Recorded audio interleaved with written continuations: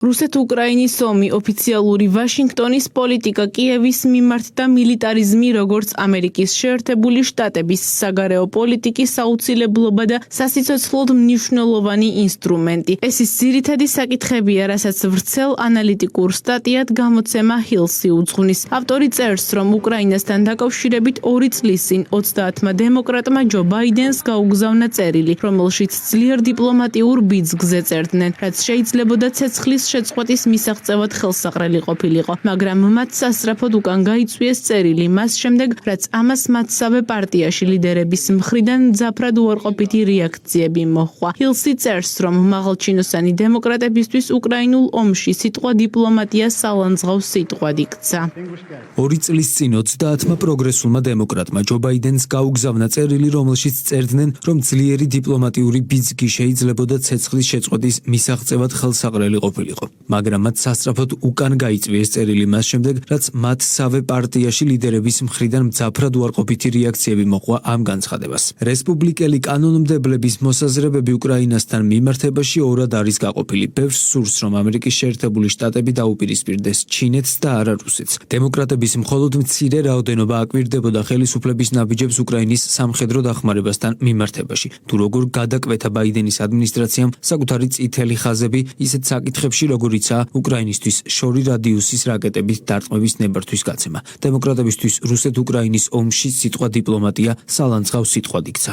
გამოცემის ინფორმაციით, დემოკრატების 1/5-ზე ნაკლებს სურდა, რომ უკრაინისთვის ყველანაირი სამხედრო დახმარება შეეჩერებინათ. ნახევარზე მეტი კი ომის დიპლომატიური გზით დასრულებას უჭერდა მხარს. თუმცა ჰილსი წერს, რომ ბაიდენის ადმინისტრაციამ ორივე მოსაზრება უარყო და ხელი შეუწყო როგორც უკრაინაში, ისე ახლო აღმოსავლეთში ესკალაციის გაღრმავებას და ყველაფერი გააკეთა, რათა ომები არ დასრულებულიყო. ამით კი დემოკრატები ომის პარტიად იქცნენ.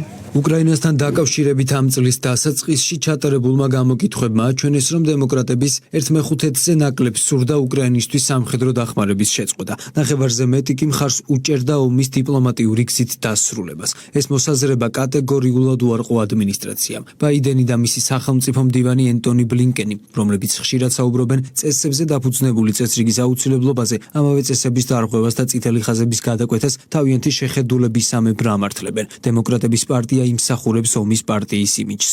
სტატიის თანახმად, კონგრესში მყოფი დემოკრატების უმრავლესობა ვარაუდობდა, რომ მილიტარისტული პოლიტიკა გონივრული პოლიტიკა იქნებოდა. შესაბამისად, მათ ყველაფერი გააკეთეს იმისთვის, რომ ომი არ დასრულებულიყო, რითაც საკუთარი ამომრჩევლების მხარდაჭერაც დაკარგეს. გამოცემის შეფასებით, დონალდ ტრამპმა ეს ვითარება ჭკვიანურად გამოიყენა და დემოკრატების ლიდერები ომის წამქეზებლებად გამოაცხადა.